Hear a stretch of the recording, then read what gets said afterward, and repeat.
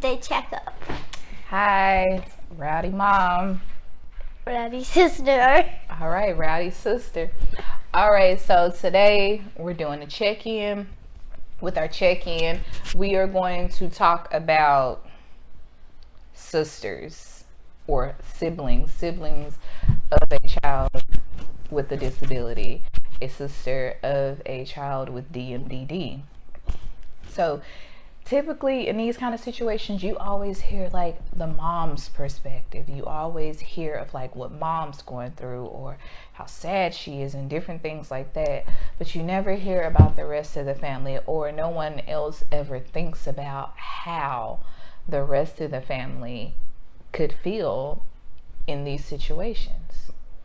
So, sister, so how would you just explain your brother overall? Just like, what do you enjoy the most about your brother? Well, I like that I can play with him and that he can show me how to build stuff with Legos and show me how to draw and stuff. All right, and that is her talking about her big brother. But before, how do you think it would have been like before if you would have asked Nicholas if he could show you how to play Minecraft? I don't know. I feel like he would be a little bit, a little bit cranky about it. Like cranky about it? Yeah. So, again, that's just one of the emotions. Before, we did have a bunch of the meltdowns or the tantrums, and just how hard it was on the parents to see our child in such rage, and no matter what we did, like nothing either one of us had in our parents in toolbox helped in this situation. And then it's his siblings that don't look at him as, this is my brother that has this disability, or this is my brother that has these struggles that he can't tell any of us about it. And they don't see that. They see a big brother. They see somebody that can help them ride their bikes, or somebody that can help them get a cup out of the cabinet, or someone that can teach them how to play a game or play with Legos. So it's a lot to take on.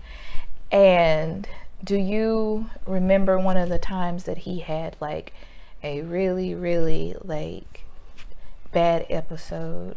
And like how did you feel in that situation? I felt scared a little bit.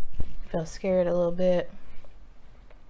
So with you feeling scared, like were you just scared that like he was gonna hurt himself, or he was gonna hurt somebody else? I don't know. I feel like I don't want him to hurt himself.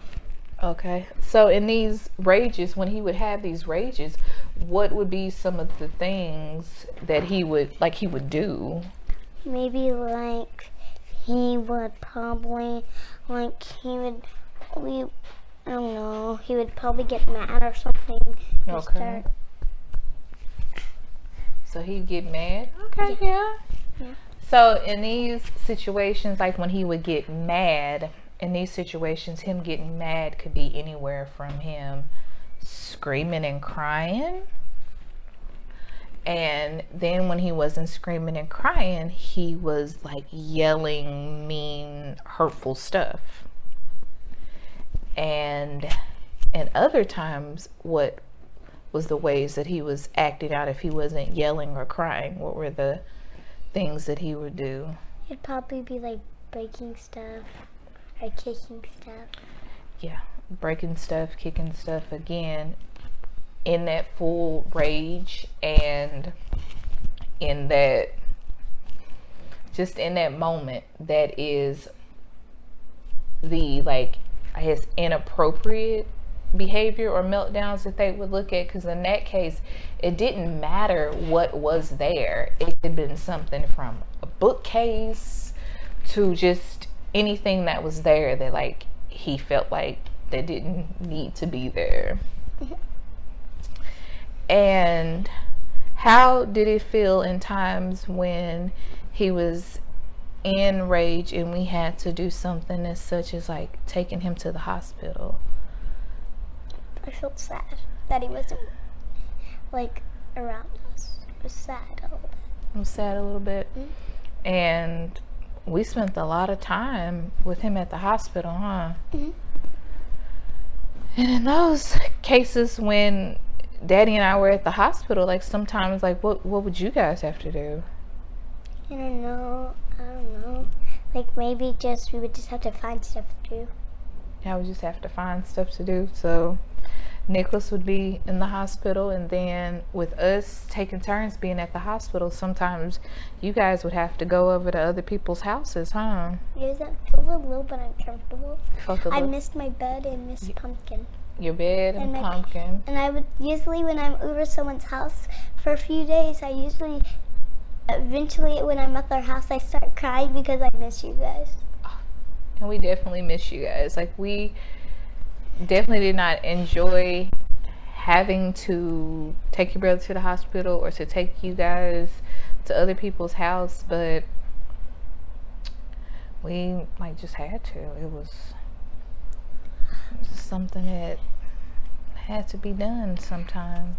Yeah, after school, I usually like Mommy or JJ would pick me up, and then I only have we would have time to go home and eat, and then and then JJ would come.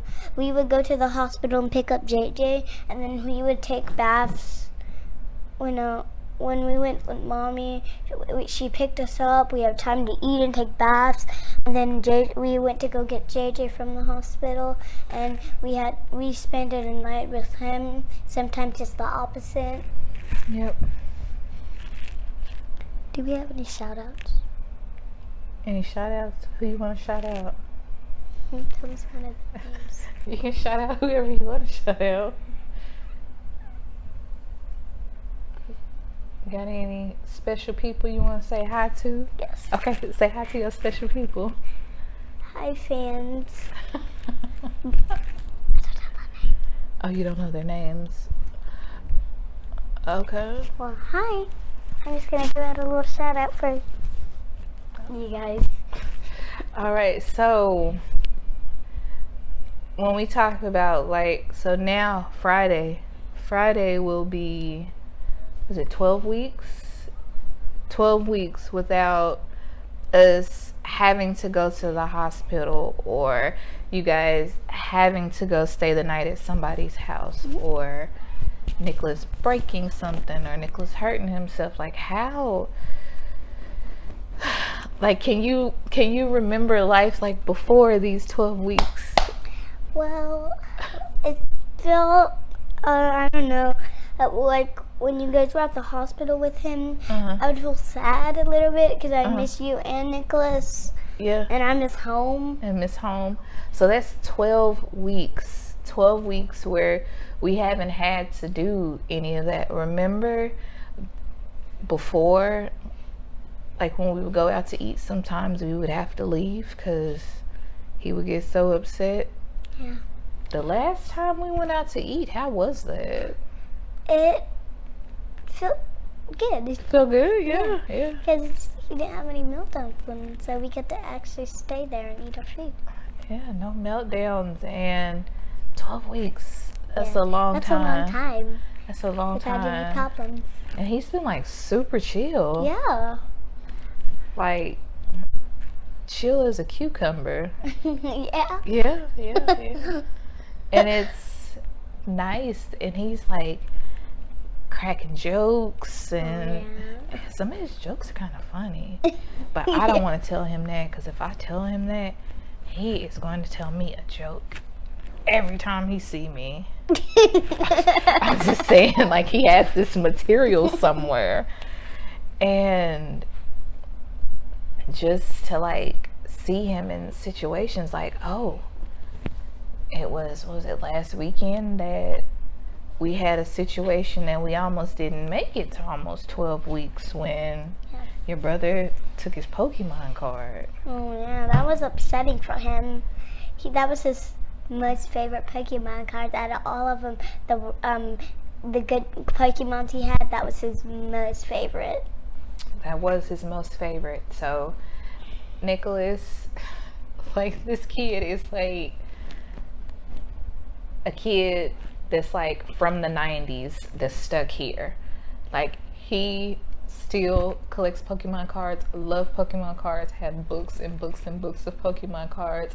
He can tell you their powers, their evolutions. He can tell you a real Pokemon card from a fake Pokemon card. And guess what? I didn't even know that was a thing.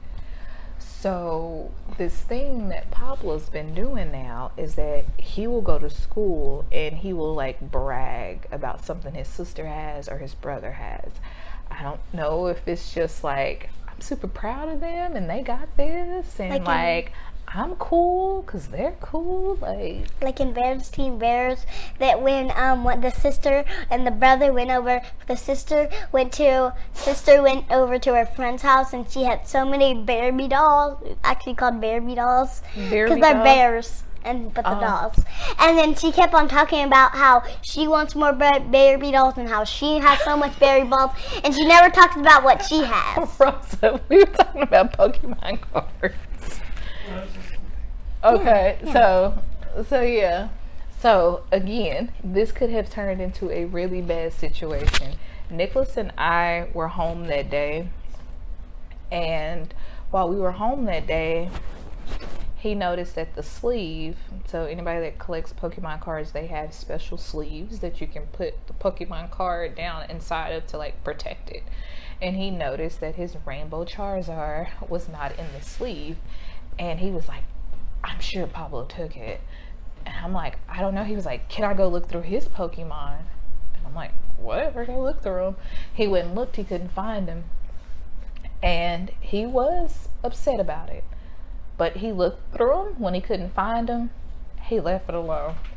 So then when they got home, it came out in so many words that Pablo took the Pokemon card to school and he showed somebody. Somehow it dropped on the ground or it fell out his backpack. Somebody got it. And Nicholas' eyes instantly welled up, and he just had big crocodile tears coming down, crying real tears, and everything just stopped. Like, I stopped breathing, my husband stopped, like, it was like crazy slow motion type scene, and he just cried and cried and cried.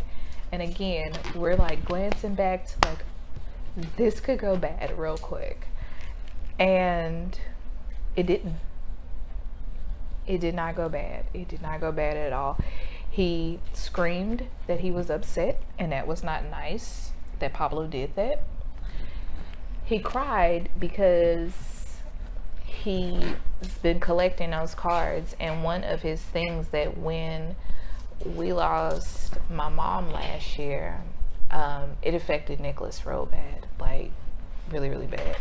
And that particular set that this rare card was in this set that his dad and I purchased for him after losing his Nana, and he found that card, and so that card held a lot of meaning for him.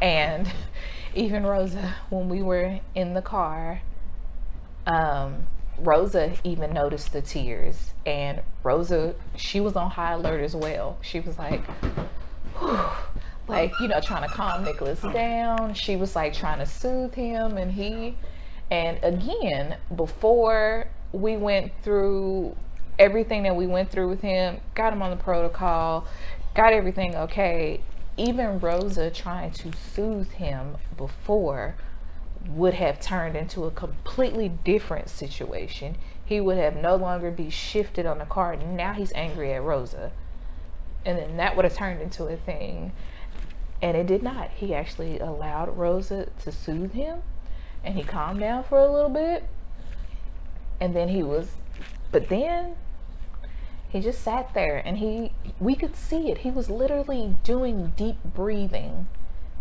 as he was crying. So like, he was just slowly like self-regulating himself. Like, this is what he was doing in the car. And then after he calmed down, he he started apologizing, and we're like, what are you apologizing for? And he was like, I'm sorry, I lost my cool. And the whole time me and his dad was just like, like, and then he just, again, he explained that that's why he was so upset. And again, we thought it was going to be one of those days that he was upset and he was going to like retaliate. He left it alone, and he's been wanting to play with Pablo and everything, and so yeah. I felt like I can't keep it a secret that Pablo stole a Pokemon card, because he would keep on having meltdowns every day and day because he couldn't find the Pokemon card, so I couldn't keep it in myself that I couldn't keep it in myself. Yeah. That Pablo stole the Pokemon card, but I didn't want to make Pablo in trouble, but I didn't want to make Nicholas sad. Okay. Also, Nicholas is a huge collector of Pokemons that he would want to go to Japan just to get his Pokemon graded, all the way to Japan just for that. Just for that, and that's gonna cost us a whole lot of money just to get some cards graded. I think he also wants to go there to try to sushi. I think. Too. Okay, yeah. He's a huge sushi fan. Yeah. We don't like sushi. I don't like the raw fish. I only eat some sushi. I want to eat like one sushi, and that's it. I don't eat any sushi. She doesn't eat nothing. So yeah. So yeah, so it has been like night and day, and just people just don't understand that it is hard for the siblings. It is hard for the moms, the dads, and the caregivers. And you know what? It's okay to say it's hard. It's okay to say you need a break. It is okay to include your other children, or even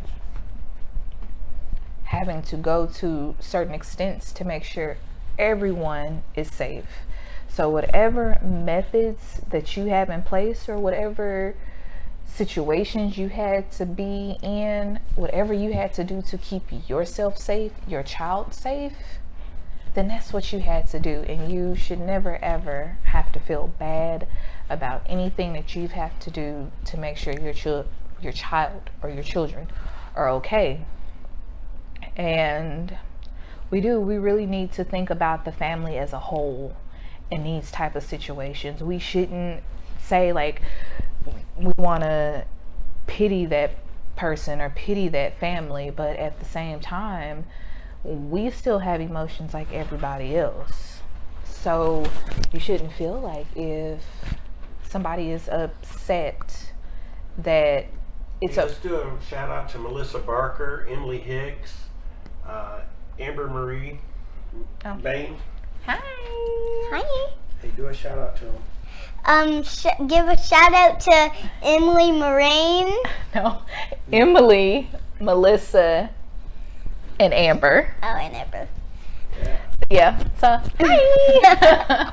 I also I feel like it's nice to be a part of this family, because my dad always finds places for us to go every single day, pretty much. My mom, she's nice. Oh, she helps me clean up my room and stuff. Yeah. Yeah, I do. My dog, Pumpkin. It's making all this noise. She is. What about your brothers? Oh yeah, my brothers. I haven't talked about Pablo Adult in here. Yeah, you haven't talked about Pablo My brother Pablo, he's more of a cat guy. Oh. He's more of a cat guy. He loves cats. He has cats everywhere in his room. He loves cats so much that he has two teddy bear cats out. He loves so much. He has one teddy bear cat in the other arm. He has the other one, and then he has the other one in the other arm, and he just sleeps with them all night. And he always makes weird cat sounds and weird dinosaur sounds and stuff. So he's. Oh, thank you. I try to be sweet and super. I have somebody that's watching my every move, and I want her to grow up and be a kind person. I really do. Just everything that's going on and just the stuff that myself deal with on a daily basis. I don't want it to show outward, and she picks up on that. I'm glad she picks up all the kind and positive parts about me. So yes, I am. So this one. How do you feel about like the Rowdy family, like the whole, like us as a whole, like the whole concept that we got going on here, the Rowdy fam? I like being on camera. You like being on camera? And I like doing these videos. You like doing these videos? Like the TikToks we did, those were fun, tasting the different sodas, the cotton candy. Oh, if you haven't watched our TikTok, go watch it right now. Yes, go check out our TikTok. We did a tasting soda. There was butter flavored, sweet corn, butter flavored, cotton candy. Wait, no, not cotton Birthday candy. cake. Birthday cake and pickle. And my brother Pablo, he loves pickles too. So I didn't say that yet, but he loves pickles. So it's pickle pop. He literally claimed the pickle pop to himself. Yeah. And then my Nicholas, my other brother, he did not like any other sodas. He said the birthday cake was the worst. I was like, how dare you? But I love birthday cake, everything. Yeah, I know. Birthday cake, ice cream. Oh, the cotton candy. Oh, and I forgot to say about the cotton candy. Go see the cotton candy too. How was the cotton candy? The cotton candy, it was pizza flavored. I thought it was onion. And I thought it was waffle too. But also... But it smelled like onions, but you thought it was waffles. My mom made a TikTok where there was me... not really flashbacks, but kind of, but going forward instead of it was mommy. It said mommy, JJ, me, Pablo, mommy, Pumpkin. Oh, you're talking about the family intro video. Yeah, the family intro video. Go to the Rowdy family page and watch all our TikToks. They're absolutely amazing. Right? Also, can I give out a shout out at the end? Another one. You want to give out another one? Give out another one right now. Here's a shout out to one a loving person and that watches our videos, that love them and watches them and everything. And go follow us on Instagram, Facebook, TikTok, and we're about to make a YouTube channel. We got a YouTube channel. Oh, we don't have a Twitter. Oh, we don't have a Twitter. Gotta make a Twitter. Oh, we gotta make a Twitter. Yes. And then also, I don't know what to say. Oh, also, I love cleaning. I got Student of the Month of the most servants in December. In December, that's when all the action happened. Oh, yeah. A lot of action did happen in December. The action. You want to talk about the action? So when I felt about that, it was going a good day. I got picked for the assembly. It was going a good day until I found out about that. I was in tears. Yeah. So he pulled the fire alarm, and he did other things that sort. And I felt sad that the cops came and he got arrested. And it was sad for me because until we had that part happening, it was then a bad day, sad day. I got picked as the Student of the Month. It was a good day until that happens. Mm-hmm. And I didn't know how I felt sad about it, that he was going away. I just kept on I was sad about it. Yeah. So, I don't know. How'd you feel about it? Ooh, that's probably going to have to be one we going to have to talk about on another day, because we're going to have longer than 30 minutes to talk about that one. And maybe sis, maybe you can sit on our council Sunday and we talk about what happened in December. Yeah, because on camera. Yeah, sis, you were there for the beginning part of it. So we were doing this ABC countdown today with help clean up your classroom. It was fun. I liked it. You like cleaning up at school, but you don't like cleaning up at home? Her brother said the same thing. Now leave her alone because she's the one that But she loves her teacher, so. She's Yeah. the one that cleans around here besides you. Right. Right. Pumpkin just leaves her toys on the ground. She doesn't even want to throw them in the bucket. She just leaves them around everywhere. Right. Pumpkin don't clean up nothing either. Rose is a hot mess. Yeah. Okay. So also Pablo loves bugs. He has this bug set he got from Dollar Tree. Yeah. We already had an unspoken rule that Pablo is not allowed. He has to do catch and release. He cannot bring any more of his critters in the house. We caught slugs in here, snails in here. That's how they've been getting in the house. I thought they just been appearing. He's bringing them in the house. Pablo catch some snails, and he put them in his room, and he just left them in there. They were creeping me out at night. They were making little sounds. They make noises. Yeah, and they kept on moving their little chinners. It was creepy. I had to move I had to roll over to the other side of the bed. They were so creepy. I didn't know they made noises. I had a dream of the big. They were huge and they had ginormous sharp teeth. Oh, here's Pumpkin. That's a. Oh, hi. Her name is Pumpkin Spice Marie. Hi, Pumpkin. We named her Pumpkin because she kind of looks caramel like a pumpkin. Caramel pumpkin. Pumpkins are not caramel. What color are they? A lot more orange. Yeah, she was. Yeah, she was a lot more orange. She's getting her summer coat. She has the perfect name for her spooky mama. That's a Pumpkin. Okay, but yeah. So again, it is okay to be loud and to use your outside voice when it comes to advocating for your child, when it comes to advocating for anybody. It is okay to be loud. It is okay to get your point across without feeling some type of way about yourself.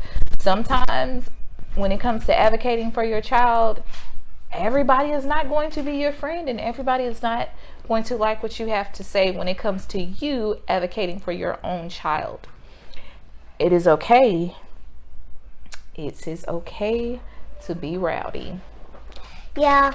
We're gonna check up with you next Sunday.